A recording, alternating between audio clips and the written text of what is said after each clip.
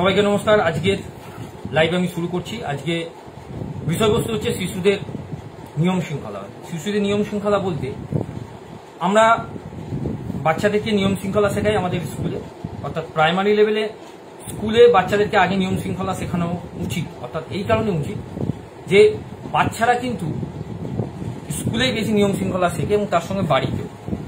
School থেকে যদি নিয়ম শৃঙ্খলার ব্যাপারটাকে খুব ভালো রাখা যায় তাহলে কিন্তু ব্যাপারটা অনেক রকম বেটার হয়। যেমন ধরুন অনেক স্কুল আছে, অনেক সরকারি স্কুল আছে, বা অনেক স্কুলই, আমরা সরকারি স্কুল নিয়েই কথা বলছি, যে যেখানে বাচ্চাটা স্কুলে কিভাবে আসছে সেটাকে কিন্তু ফলো আপ করা হয়। যেমন আমি যদি আমার স্কুলকে উদাহরণ হিসেবে ধরি, সালকিয়া বিদ্যাপীঠকে, আমরা বিশেষ করে আমি আছি, আমার সবাই, আমাদের স্কুলে যতজন টিচার, একজন লেডিস টিচার আছেন, বাকি সবাই জেন্টস, আমরা কিন্তু সবাই যে যার ক্লাসের বাচ্চাদেরকে আগে টিফিনটাকে আমরা ফলো আপ করি, যে টিফিনটা কি এনেছে। এটা কিন্তু একটা নিয়ম শৃঙ্খলার মধ্যেই পড়ে, যে আমাদের টিফিনটা কি আসছে, বাচ্চাটা টিফিনটা কি আনছে, তারপর বাচ্চাটা বাড়ি থেকে কি খেয়ে, তারপর বাচ্চাটা প্রপারলি ভাবে সে ড্রেস পরে এসেছে কিনা, এবং তার সঙ্গে সে প্রপারলি ভাবে মুখ ধুয়েছে কিনা, খাবার খেয়েছে কিনা। অর্থাৎ এইগুলো কিন্তু একটা নিয়ম শৃঙ্খলার একটা অংশ। অনেক স্কুল আছে যেগুলো দূর, আমার দরকার নেই, আমি যাবো বাবা স্কুলে পড়াবো, পড়িয়ে চলে আসবো, এত কিছু মধ্যে আমি থাকবো না। এটা করা যেতেই পারে যে এত কিছুর মধ্যে আমি থাকবো না, বা এটা আমার নিয়ম শৃঙ্খলার মধ্যে পড়ে না, বা এটা আমার কাজের মধ্যে পড়ে না। এটা ধরাটা যতটা ভুলের ততটাই বাজে, এই কারণে যে নিয়ম শৃঙ্খলা মানেই হচ্ছে যে আমাকে বাচ্চাটার ওভারঅল ডেভেলপমেন্টটা দরকার। আমরা একটা বাচ্চার ওভারঅল ডেভেলপমেন্টের কথা বলি, কিন্তু ওভারঅল ডেভেলপমেন্টের মধ্যে নিয়ম শৃঙ্খলা ইজ দ্য মোস্ট। কারণ স্কুল যদি প্রপারলি নিয়ম শৃঙ্খলার মধ্যে থাকে, সে কিন্তু বাড়িতেও সেই হ্যাবিটটা হয়ে যাবে। যেমন আজকে একটা স্কুলের আমি কথা বলবো, আমি স্কুলের নাম বলছি না, সেই স্কুলে একটি বাচ্চার যখন আমি বিস্কুটটা চেক করি তখন দেখি যে বিস্কুটটা এক্সপায়ারি হয়ে গেছে। এখানে দেখুন নিয়ম শৃঙ্খলা কতটা ব্যাপারটা আমি আপনাকে অ্যাটাচ করছি, আমি কিভাবে বিস্কুটটা এক্সপায়ারি হয়ে গেছে। তখন আমি তার গার্জেনটার সঙ্গে কথা বললাম যে আপনি বাচ্চাটাকে বিস্কুটটা দিয়েছেন। সে তখন বলছে যে বাবা মারা গেছে, মা ওই শোকে হসপিটালে, আমি দাদু, আমার এত দেখার সময় নেই, আমি বয়স হয়েছে।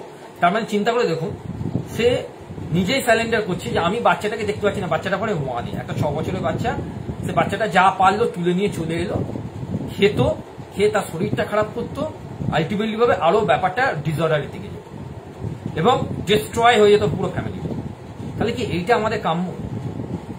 স্কুল, বাচ্চারা বাড়িতেও সেই ধরনের অ্যাক্টিভিটিগুলো করবে, যেখানে বাড়ির লোকেরকেও সতর্ক থাকতে হবে যে বাড়িতেও সে কি ধরনের খাবার খাচ্ছে, কি হ্যাবিটে সে পরিণত হচ্ছে।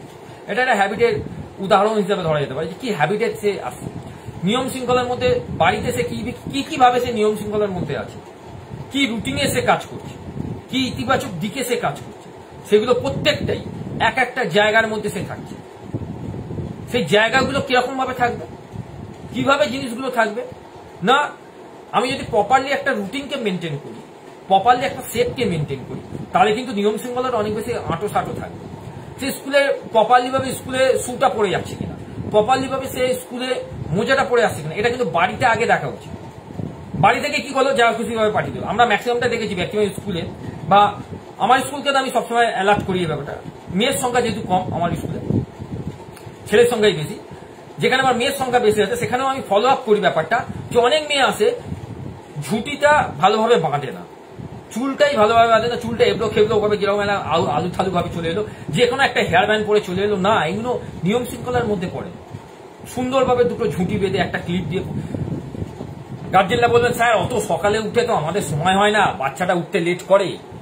তাহলে বাচ্চাটার নিয়ম শৃঙ্খলাটা কোথায়? তাকে তো একটা প্রপারলি রুটিনের মধ্যে আনতে হবে, যে তুমি 5টার সময় উঠবে, 5টা 10-15 উঠবে, উঠে তুমি তোমার নিজে ফ্রেশ করবে, তারপর তুমি ঝুঁটি বাঁধতে না পারো তুমি আমার কাছে আসবে, আমি তোমাকে ঝুঁটিটা বেঁধে তোমার প্রপারলি ভাবে তুমি ড্রেস আপ পরে স্কুলে যাবে। আবার প্রপারলি স্কুল থেকে ড্রেস আপ পরেই যখন বাড়িতে আসছো তখন তুমি প্রপারলি সব জিনিসগুলোকে ওয়েতে রাখছো, নিজের জায়গায় রেখে দাও, প্রপারলি ভাবে তুমি বইটাকে গোছাও। অর্থাৎ সে নিয়ম শৃঙ্খলার মধ্যে ছোট থেকে কিন্তু একটা বড় হচ্ছে। নিয়ম শৃঙ্খলার মধ্যে এটা না যে পায়ে বেড়ি দেওয়া দেওয়া। নিয়ম শৃঙ্খলা মানে এটাই যে তাকে প্রপারলি প্রত্যেকটা কাজকে সূক্ষ্মভাবে সূক্ষ্মতরভাবে তাকে শেখাবো। আমরা নিয়ম শৃঙ্খলার মানেটাকেই গন্ডগোল করে ফেলি। নিয়ম শৃঙ্খলা মানে হচ্ছে কাজটাকে প্রপারলি ভাবে করা, যেটা রামকৃষ্ণ মিশন, যে কোনো প্রত্যেকটা যে রামকৃষ্ণ মিশন আছে, নরেন্দ্রপুর থেকে শুরু করে প্রত্যেকটা যে রামকৃষ্ণ মিশন আছে, সেখানে প্রপারলি ভাবে এই কাজটা কিন্তু খুব ভালোভাবে করা হয়। তাদের কিন্তু সকালেই একটা প্রার্থনা শুরু হয়, তাহলে তারা নিয়ম শৃঙ্খলার মধ্যে নেই? অবভিয়াসলি আছে।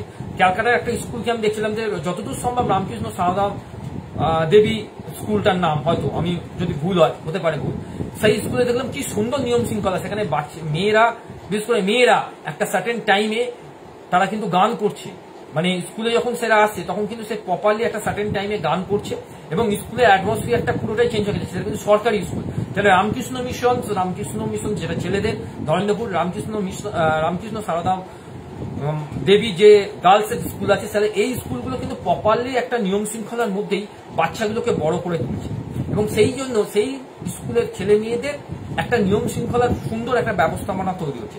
আর আমাদের যেগুলো আমরা সরকারি স্কুল বা বিভিন্ন যেখানে যে স্কুলগুলো আছে সেখানে কোনো নিয়ম শৃঙ্খলার মধ্যে আমরা বাচ্চাটাকে বড় করতে পারছি না। তাহলে স্কুলে কেন প্রথমেই প্রার্থনা দিয়ে শুরু হয়? তাহলে তো একটা অন্য কিছু দিয়ে শুরু হয়। তাহলে এটাই তো নিয়ম শৃঙ্খলা। এটা একটা প্রার্থনা মানেও একটা নিয়ম শৃঙ্খলার মধ্যে। তুমি কিভাবে দাঁড়াচ্ছ, তোমার প্রপারলি ওয়েতে তোমার দাঁড়ানোটা কেমন হচ্ছে, তুমি সেটাকে মেনটেন করছো কিনা, তোমার সেটটাকে তুমি মেনটেন করছো। তাহলে এই ছোট ছোট কাজগুলো যদি আমরা পারফেক্ট ভাবে মেনটেন করতে পারি তাহলে আমাদের নিয়ম শৃঙ্খলার ব্যাপারটা অনেক বেশি প্রপারলি ভাবে হবে এবং যত বড় হব তত কিন্তু আমাদের মধ্যে সেই জায়গাটা কিন্তু পারফেক্ট হবে। তখন মনে হবে না যে একটা অগোছালো জীবনযাপন ধারণ করছি। অগোছালো জীবনযাপনটা ধারণ করাই যায়, সেটা যে কোনো মুহূর্তে এসে যাবে, কিন্তু নিয়ম শৃঙ্খলার মধ্যে থাকাটা খুব খুব দরকার। এবং কালকে এই বিষয় নিয়ে আমি কালকে কথা বলেছি, যখন খেলাধুলার ব্যাপারটা বললাম যে খেলাধুলোতে সর্বপ্রথম দরকার নিয়ম শৃঙ্খলা, যে তুমি নিয়মের মধ্যে তোমাকে খেলতে হবে। অর্থাৎ একটা বাচ্চা যদি খেলে তার মধ্যে নিয়ম শৃঙ্খলাটার প্রবণতাটা সবচেয়ে বেশি সে বুঝতে পারবে। তেমনি সেই বাচ্চাটার মধ্যে সেই নিয়ম শৃঙ্খলাটাকে যদি আমরা পারফেক্ট ওয়েতে নিয়ে যাই তাহলে কিন্তু তার মধ্যে একটা জিনিসকে সে পাবে যে কিভাবে তার চারিত্রিক গঠনটা এবং চরিত্রের কি কি অভ্যেসটাকে সে পারফেক্ট ওয়েতে নিয়ে যেতে পারবে। এবং চরিত্রের গঠনের মধ্যে অনেক কিছু জিনিস আছে, কোন অভ্যেসগুলো তার ভালো সেইগুলো সে করবে, কোন অভ্যেসগুলো খারাপ সেইগুলো সে ত্যাগ করবে, সেগুলো সে নিজে থেকেই করবে। তাকে কিন্তু তার জন্য কোনো তার অভিভাবক বা অভিভাবিকাদের লাগে না। এমনও অনেক বাচ্চা আছে, যেগুলো আমি তো অনেকগুলো স্কুলে যাচ্ছি দেখছি, যেখানে অনেক বাচ্চা আছে যেখানে তাদের মায়েরা বাইরে কাজে যাচ্ছে, হয়তো বাবা কোনো কারণবশত মিসিং বা মারা গেছে, সেখানে বাচ্চাটি একা একা স্কুলে আসছে রেডি হয়ে এবং একাই স্কুল থেকে বাড়ি যাচ্ছে বাই টোটো বা ইস্টেটা যে কোনো। এবং যখন তাকে আমি জিজ্ঞেস করলাম হ্যাঁ খাবারটা খেয়েছি, বলে হ্যাঁ আমি খাবার খেয়েছি। খাবার কি খেয়েছো? না, মা সকালে যে খাবারটা করে দিয়ে গেছিল সেই খাবারটা থেকেই আমি কিছু খাবার নিয়ে এসেছি, বা আমি মুড়ি বা শসা তার সঙ্গে কিছুটা এনেছি, বা মিড ডে মিল খাবার খেয়েছি, ইত্যাদি। অর্থাৎ তার সে বুঝতে পারছে যে আমাকে নিয়ম শৃঙ্খলার মধ্যেই বাড়িয়ে যেতে হবে, আমাকে প্রপারলি চ্যানেলেই বাড়িয়ে যেতে হবে, আমাকে এইভাবেই বাড়িয়ে যেতে হবে, আমি কোনো রকম ভাবে যাতে আমি সেফ সাইড ভাবে বাড়িয়ে যেতে পারি। এবং তাদেরকে বোঝানো হচ্ছে, তাদেরকে আমি চেষ্টা করছি যতটা বোঝাবার, যে তোরা এইভাবেই কিন্তু নিজেদেরকে স্লোলি ভাবে বড় করে তুলবি এবং কোনো জায়গায় যদি কোনো অসুবিধা হয় সেটা সরাসরি স্কুলের ম্যামদের কথা বলবি, ম্যামের সঙ্গে কথা বলবি, দেখবি ম্যামরা অনেক সময় সাহায্য তোদেরকে করবে। করেও তাই, যে অনেক স্কুল আছে তারা ম্যামরা অনেকভাবে তাদেরকে সাহায্য করে। অর্থাৎ শিশুদের নিয়ম শৃঙ্খলা বলতে আমরা যদি এক কথায় সামাপ করি তাহলে সর্বপ্রথম তাদেরকে একটা কাজ শেখাতে, প্রথম 1 নম্বর হচ্ছে রুটিনকে তাকে সেট করতে হবে, 2 নম্বর ইতিবাচক দিকগুলোকে তাকে পারফেক্ট ওয়েতে নিয়ে আসতে হবে, 3 নম্বর তাকে তার কাজ করতে দিতে হবে, যে তাকে তার কাজ করতে দিই, তাহলে বুঝতে পারবেন যে সে পারফেক্ট ভাবে করতে পারছে কিনা। 4 নম্বর প্রশংসা করুন, ছোট ছোট কাজগুলোতে প্রশংসা নিয়ে আসুন। এবং 5 নম্বর যখন আপনি তাকে প্রশংসা করছেন একটা ছোট গিফট, যে আজকের দিনটা তুমি ভালো করে করেছো তার জন্য একটা ছোট্ট গিফট আপনি তাকে দিন। তাহলে দেখবেন ওভারঅল একটা সুন্দর প্ল্যাটফর্ম তার তৈরি হচ্ছে এবং সুন্দর প্ল্যাটফর্মে যখন তার তৈরি হয়ে যাচ্ছে তখন কিন্তু সে সেইভাবেই কাজটাকে করতে পারছে। অর্থাৎ আমাদের হোলিস্টিক রিপোর্ট কার্ডের মধ্যে এই নিয়ম শৃঙ্খলার কিন্তু একটা জায়গা আছে। আপনারা যদি ফলো আপ করেন বা হোলিস্টিক রিপোর্ট কার্ড আপনাদের স্কুলে যখন দেওয়া হবে বা সরকারি স্কুল থেকে তো দেওয়াই হচ্ছে হোলিস্টিক রিপোর্ট কার্ড, সেই হোলিস্টিক রিপোর্ট কার্ডের উপরে যেখানে কগনিটিভ ডেভেলপমেন্টের স্কিলগুলো বলা হচ্ছে সেখানে কিন্তু নিয়ম শৃঙ্খলার একটা ব্যাপার রয়ে যাচ্ছে। এবং সেখানে কিন্তু একটা নেতৃত্ব দান মনে হচ্ছে তার মধ্যে লিডারশিপ যে ভাবটা, নিয়ম শৃঙ্খলা যার মধ্যে ভালো হবে সে কিন্তু লিডারশিপের ব্যাপারটাও কংক্রিট ভাবে সে আনতে পারবে। লিডারশিপটা কিন্তু এইভাবে আসবে না, লিডারশিপটাকে আনতে গেলে তাকে একটা সুন্দর রুটিন মাফিক তাকে নিজেকে তৈরি করতে হবে এবং সেই সুন্দর রুটিন মাফিকই তার নিয়ম শৃঙ্খলাটা আসবে। মোটামুটি নিয়ম শৃঙ্খলার ব্যাপার নিয়ে বোঝাতে পারলাম। এবং কালকে যে লাইভটা করব, কালকে অনেকগুলো বিষয় আছে, তার মধ্যে হয়তো আজকে যে বিষয়টা বলছি সেটা হয়তো কালকে সকালে হয়তো বিষয়টা আমি হয়তো চেঞ্জ করলেও করতে পারি, যদি না পারি তাহলে এটা নিয়েই হবে। সেটা হচ্ছে যে আমরা বাচ্চাদেরকে কতক্ষণ পড়াবো এবং তার মধ্যে কতটা পড়ার গ্যাপ। হয়তো আমি এর আগে করেছি বা সেটা হয়তো অ্যাকচুয়ালি ব্যাপারটা আমাকে আর একটু দেখতে হবে। যদি না হয় তাহলে আমি কালকে একটা অন্য বিষয় নিয়ে কথা বলবো, বিশেষ করে শিশুদের মধ্যে একটা জিনিস দেখা যাচ্ছে, যেটা হচ্ছে যে সেলফ অ্যাওয়ারনেসের যে ব্যাপারটা। সেলফ অ্যাওয়ারনেস নিয়ে আমি এর আগেও কথা বলেছি। এই সেলফ অ্যাওয়ারনেসে তাদের মধ্যে কিন্তু অনেকটাই খামতি রয়ে যাচ্ছে, এবং সেলফ অ্যাওয়ারনেস এবং তার সঙ্গে হচ্ছে সেলফ রিফ্লেকশন এবং সেলফ কনফিডেন্স, এইগুলো কিন্তু প্রত্যেকটাই কগনিটিভের একটা পার্ট। এই কগনিটিভের পার্টগুলোর মধ্যে আমরা বাচ্চাটাকে কিভাবে ডেভেলপমেন্টের জায়গায় নিয়ে যাব এবং বাচ্চাটাকে প্রথম থেকে কি প্রসেসে নিয়ে যাব, সেটা কিন্তু খুব দরকার। কারণ সেটাকে যদি আমরা অ্যানালিসিস না করতে পারি তাহলে হয়তো আমাদের কগনিটিভের জায়গাটা হয়তো কোনো কারণবশত একটু হলেও ভুল হবে, এবং আমাদের এখানে একটা গাইডলাইন আমাদেরকে মেনটেন করতেই হবে, আমাদের একটা সেফ মেনটেন করতেই হবে। এবং আমার ফেসবুকে যারা আছেন বা আমার ফেসবুকে যারা ফলো করছেন তারা এইটুকুনি পেয়ে গেছেন যে আমাদের সালকিয়া বিদ্যাপীঠ ইউ আকৃতি যেটা সেট, যেটা খুব ভাইরাল হয়েছে ইউটিউবে, ফেসবুকে হয়েছে, ইউটিউবেও তো হয়েছে। সেই ইউ আকৃতি শেপে আমরা আমাদের স্কুলকে তৈরি করে ফেলেছি অলরেডি, এবং আমরা অলরেডি ওটাকে এই প্রোগ্রামটাকে অলরেডি স্টার্ট করে দিয়েছি। এবং এইভাবে আমরা স্কুলকে চেষ্টা করছি যে শুক্রবার করেছি, এবং চেষ্টা করছি যে সোমবার, বুধবার বা শুক্রবার প্রতি সপ্তাহে 3 দিন করে বাচ্চাদের ওই সিস্টেমে ফেলে তাদেরকে পড়ানো, যাতে ওদের মধ্যে একটা মেন্টাল ডেভেলপমেন্ট হয়।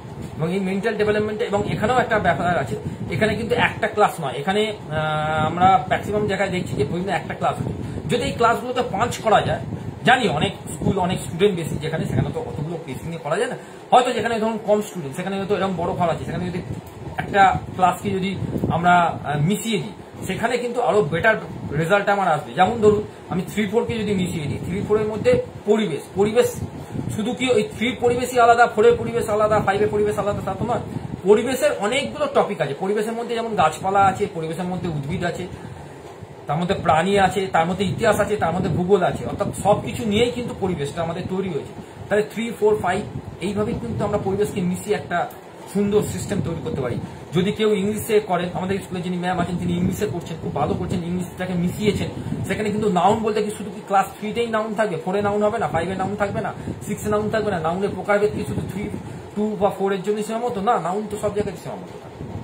অঙ্ক কি শুধু 3-র অঙ্কই আলাদা, 4-এর অঙ্ক আলাদা, যোগের যে প্রসেস সেটা তো সব ক্লাসেই একরকম থাকতে পারে, হয়তো সংখ্যাটা একটু বেশি হতে পারে।